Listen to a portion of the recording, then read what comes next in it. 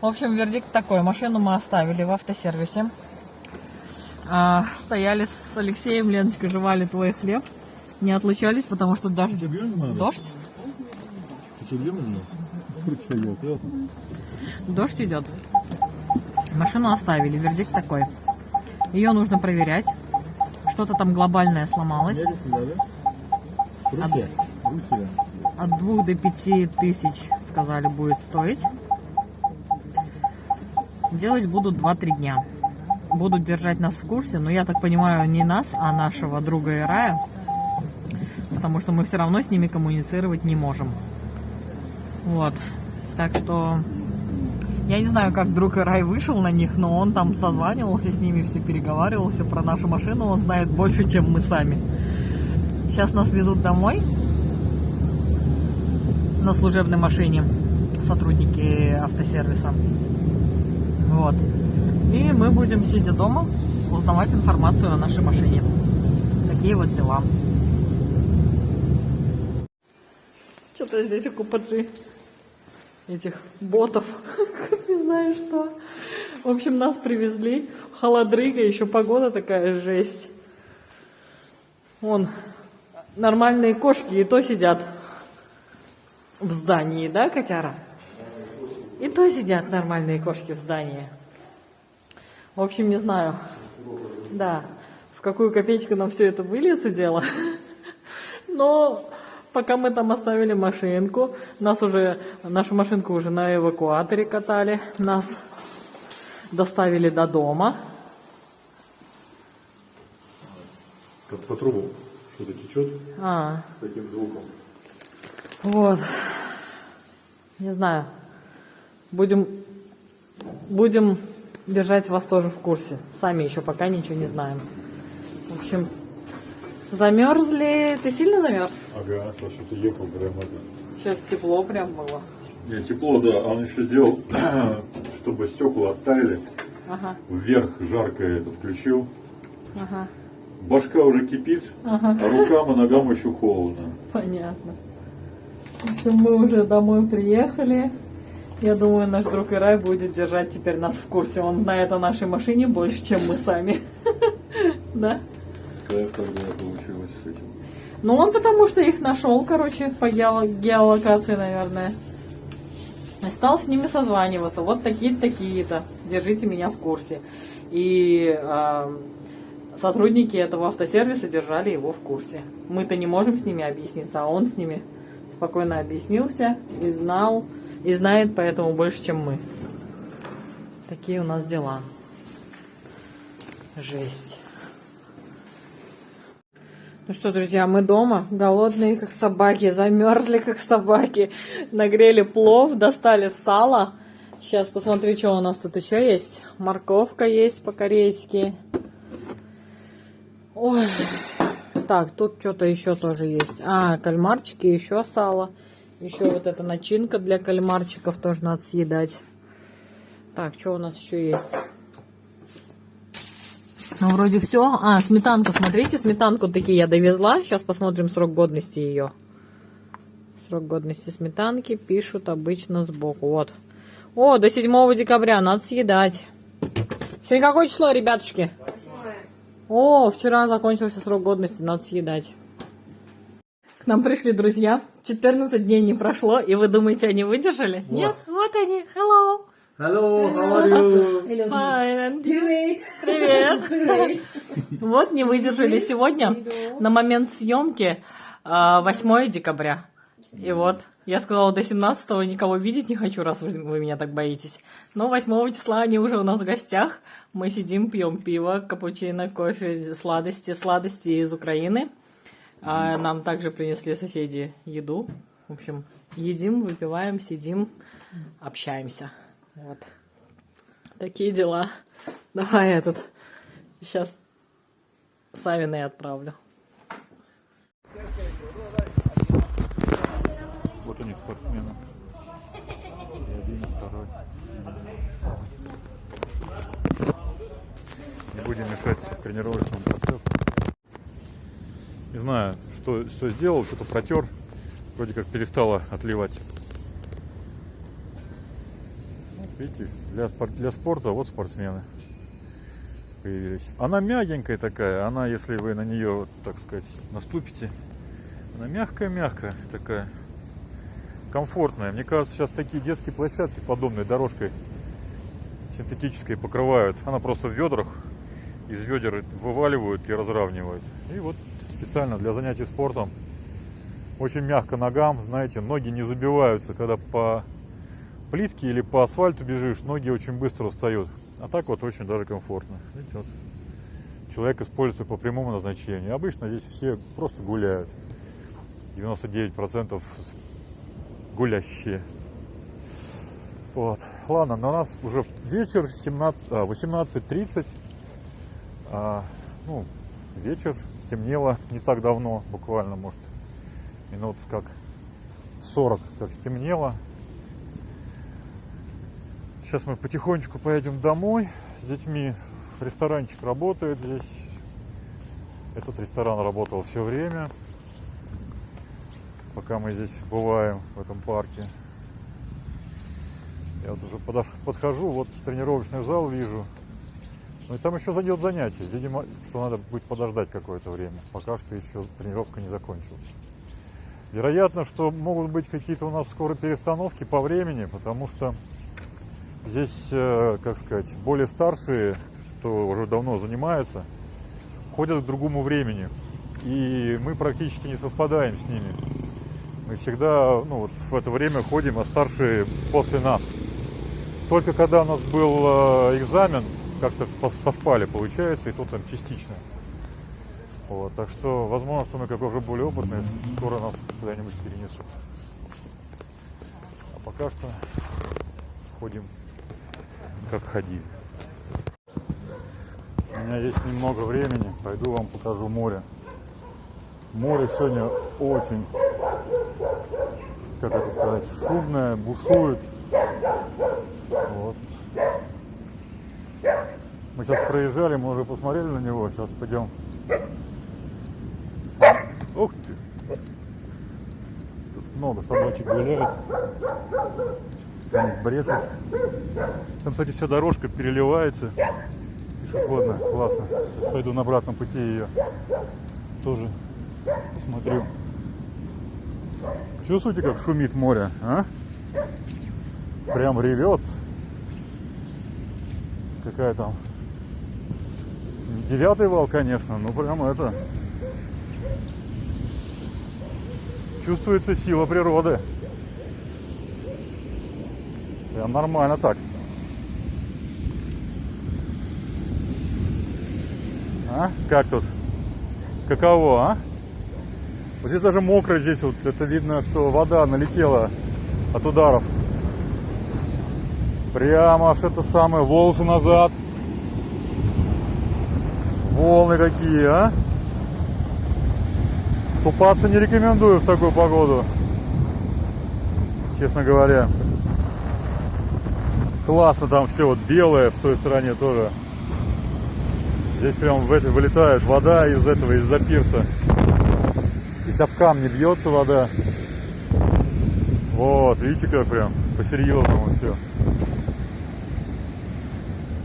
Круто, круто. Такие шторма, вот я первый раз здесь, вот мы только здесь находимся, за лето, за осень. И вот эти дни зимы, такие первый раз здесь сильные. Ну, можно назвать штормом даже его. Я думаю, что те, кто на корабле в море сейчас находится, им вообще не сладко. Вот. У меня осталось буквально там 3 минуты до конца официального окончания тренировки. Я вам сейчас пойду дорожку покажу. Вот вам ее видно, нет? Она вон там переливается. Она переливается. В вечернее время, я так понимаю, автоматически она сделана так, что она подсвечивается вся. Эта дорожка, она из какого-то искусственного материала покрыта. Длинная. Вот отсюда начинается, и там где-то в конце есть конец этого парка. И вот она идет до конца этого парка. Она здесь сделана, там написано, кто-то сделал ее, по-моему. Synthetic Gym. В общем, честно говоря, не берусь правильно переводить все это дело. Если в двух словах, это синтетическая дорожка, на которую даже запрещено выходить в обуви с каблуками. В всяком случае, вот здесь вот знаки об этом предупреждающие есть. Запрещено гулять со зверушками, видите, тут собачка зачокнута. Ездить на мотоцикле, машине, бисиклете, в том числе велосипеде. Вот, ходить на обуви в каблуках и бросать мусор. Вот она, дорожка эта прогулочная. Сейчас попробую, что-то прям блестит, сейчас камеру попробую протереть, может лучше будет видно. Я всегда машину мыл на самомойке, как там, автомойке. И до такого блеска я, честно говоря, ее там, ну, не доведешь, ну, без преувеличения. Вылезали со всех сторон ее. Стекла все со всех сторон тоже отмыли. А, тут у меня кусочек скотча висит, надо убрать. Машина чистейшая просто. Нам завтра друзей надо будет в аэропорт отвезти. Как раз она вот чистая. Не стыдно людей, так сказать, посадить. Ладно, надо сейчас будет забрать еще там кое-что из багажника в мешок. И, собственно говоря, тогда будет вообще полный порядок. Слушайте, все домыли. Взяли с меня 60 лир. В принципе, так они и сказали сразу. Вот. Все до блеска. Везде все. Я в такие места уже и забыл заглядывать. У меня крыша стеклянная. Они стекло натерли. Все стекла в машине натерли. Все. Не только снаружи, но еще и внутри тоже. Вот. Так что, я говорю, так машину еще мою ни разу никто не мыл.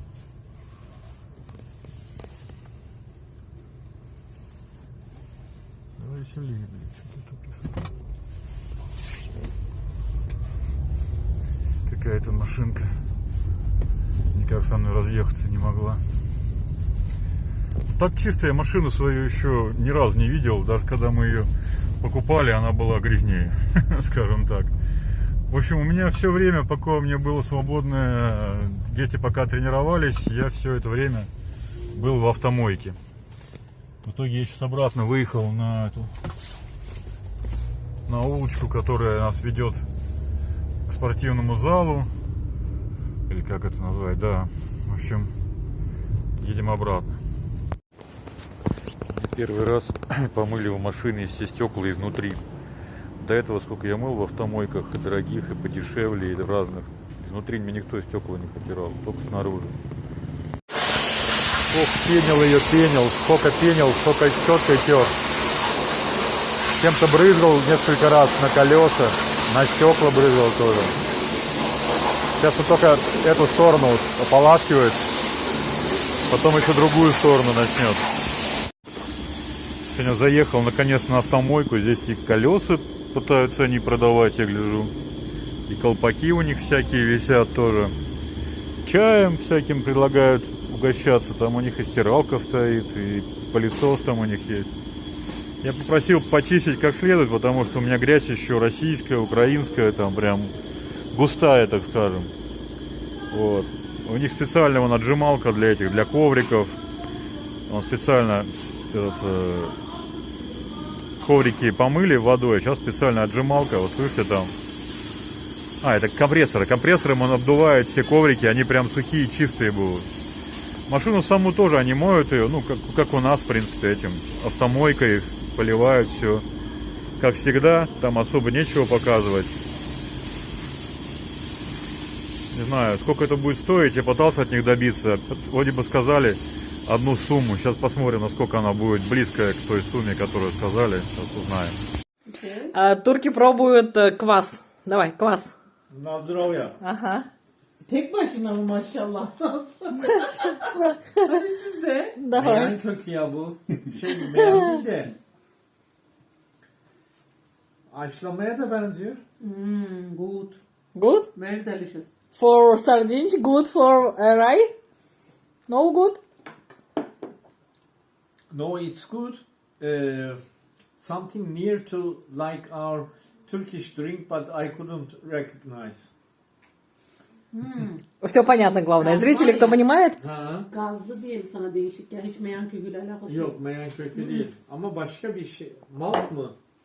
Налей немножко, я тоже попробую. arpa suyu mu?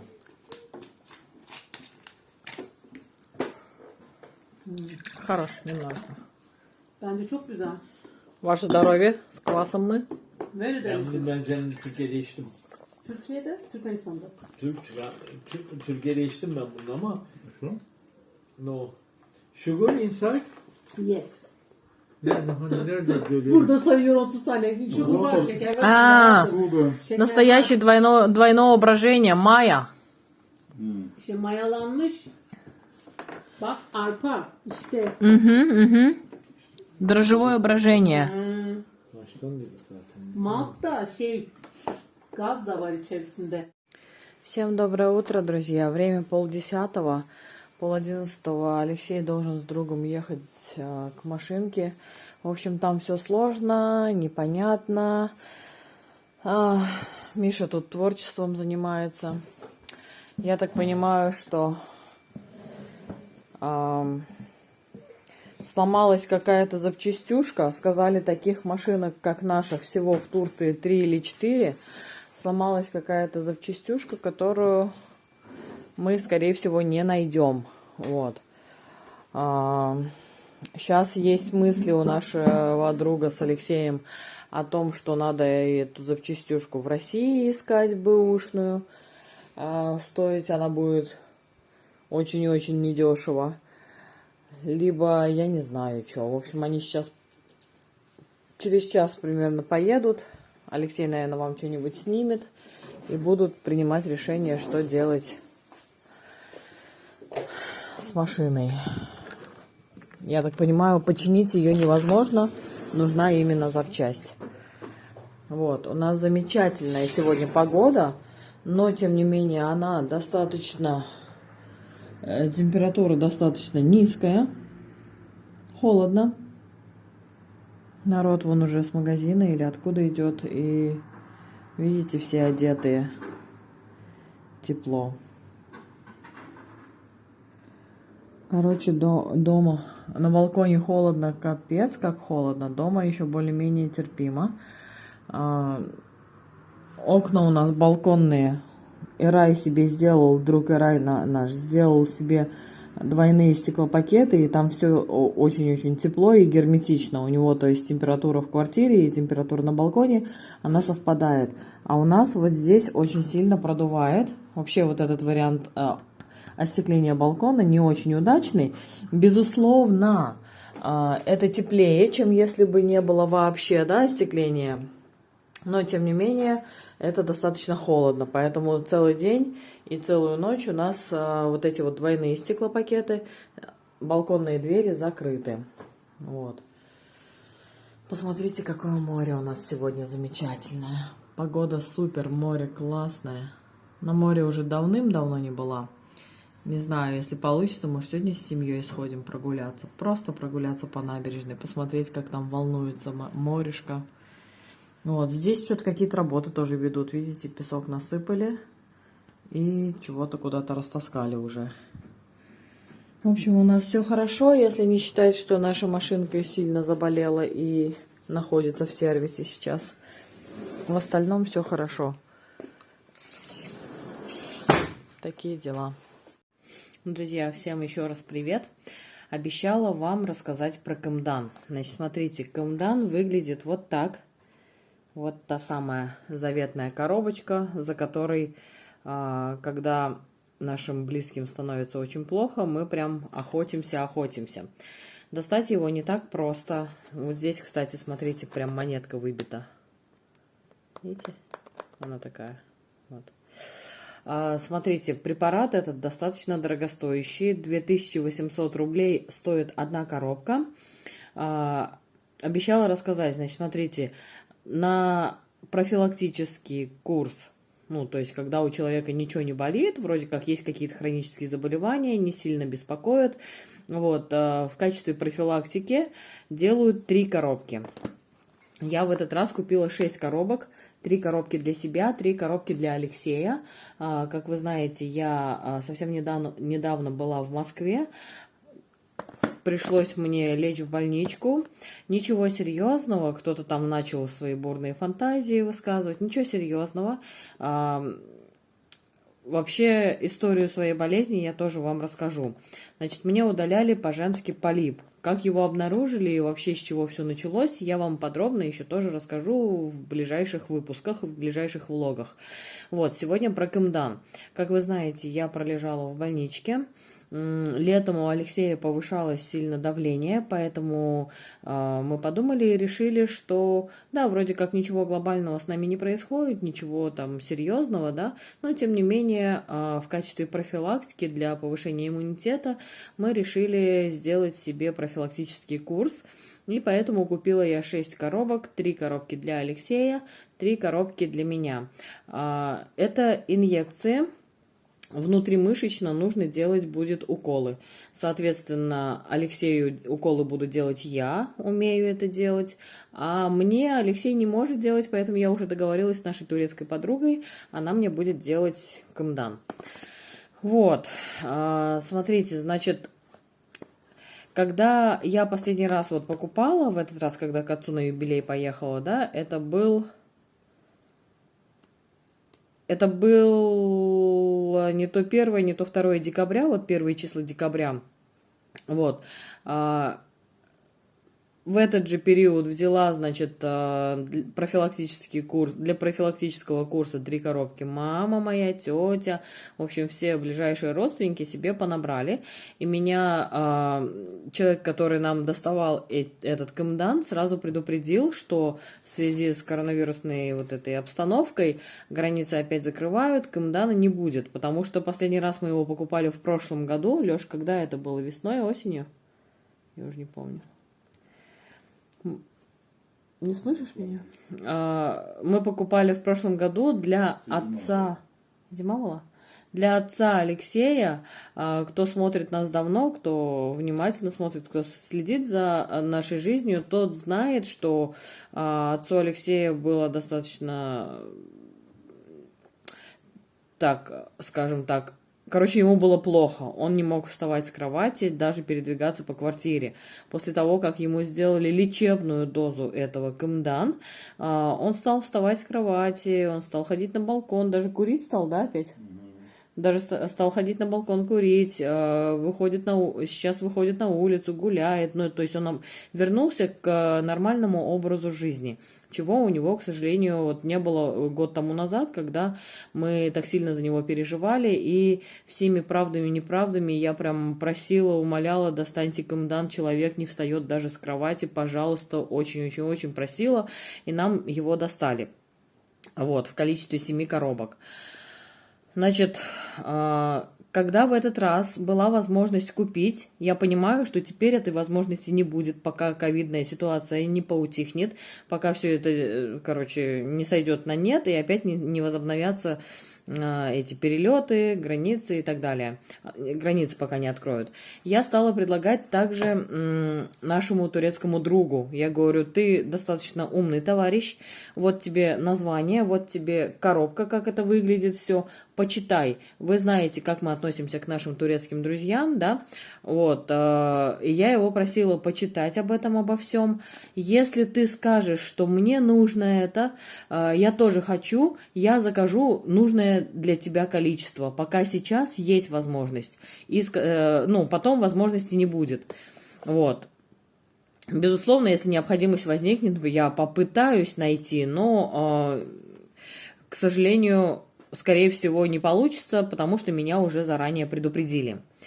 Вот. Но на что наш друг сказал, что это все ерунда. Он почитал информацию внимательно и сказал, что это все ерунда, это развод на деньги, это даже если это кому-то помогло, исключительно это психологический какой-то вот такой момент. Вот. Ничего там серьезного в этом препарате такого, чтобы помогло, действительно помогало бы, он не нашел, не вычитал. Вот. Но как бы нет, так и нет. Понимаете, я не занимаюсь как это сказать, бизнесом. У меня не стоит задача кому-то продать этот кымдан, да, это не реклама, это я просто делюсь своим жизненным опытом, да, это не реклама, я никому ничего не продаю, и уж тем более своим близким турецким друзьям. Поэтому, если он сказал, что ему не надо, значит не надо. Вот, но для себя и Алексея я купила, родители тоже купили. Как-то так, друзья. В общем, этот кымдан у моей тети, с которой вы тоже знакомы, неоднократно вы видели ее рецепты на нашем кулинарном канале, есть очень-очень-очень пожилая свекровь. Ей более 90 лет. Так они вот ее жизнь поддерживают на этом кымдане. Как только ей становится совсем плохо, она тоже перестает вставать с кровати, ей прокалывают кымдан, она начинает передвигаться по дому, что какие-то домашние дела делать. Вот, ну, то есть бабушка это, я ее тоже знаю, когда была маленькая, мы, ну, регулярно ездили туда в гости. Вот, бабушка это, я не знаю точно сколько ей лет, более 90 лет, жива. Периодически ей делают кымдан. Вот, чудодейственное, в общем, вот это средство, оно поднимает на ноги безнадежно больных. Мама тоже совсем недавно говорит, сильно повысился сахар, болела спина, сделали кымдан, спина не болит, говорит, слава богу, сахар не пришел в норму, но значительно уменьшился. Вот, что вам еще рассказать? Достать его очень сложно. Там, где достаем его мы, меня предупредили, что не будет в ближайшее время, пока ситуация с пандемией не урегулируется. Вот. Брать в каких-то других местах никого не буду рекомендовать, потому что, вот представьте, вот эти вот 8 ампул по 2 мл, 16 мл вот этого лекарства 2800 рублей. Это мы берем. Это самая низкая цена. Если вы посмотрите на каких-либо сайтах, люди настолько понимают, что это действительно чудодейственное средство, и они загибают цены вплоть до 40 тысяч рублей за одну вот эту коробочку. Поэтому, друзья мои, никого рекомендовать не буду, потому что, сами понимаете, препарат дорогостоящий, и его есть смысл подделывать. Подделок дофига и больше. Поэтому думайте сами, решайте сами. К сожалению, я вам помочь не могу. Вот, просто вы попросили меня поделиться, делюсь с вами нашим опытом. Как-то так. В принципе, про кымдан все сказала. Если будут какие-то вопросы, пишите. Может быть, видео запишу. Может быть, если вопрос не требующий там долгого излагательства, отвечу вам сразу в комментариях.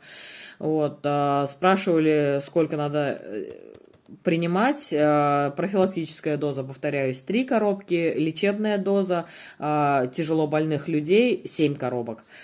Вот. Буду заканчивать уже это видео. Если видео понравилось, ставьте обязательно пальчики вверх, подписывайтесь на канал и нажимайте на колокольчик, чтобы вам сообщали о наших новых видео. Пишите комментарии, нам очень приятно с вами общаться. Всем спасибо за просмотр, всем пока-пока, приходите еще, увидимся снова.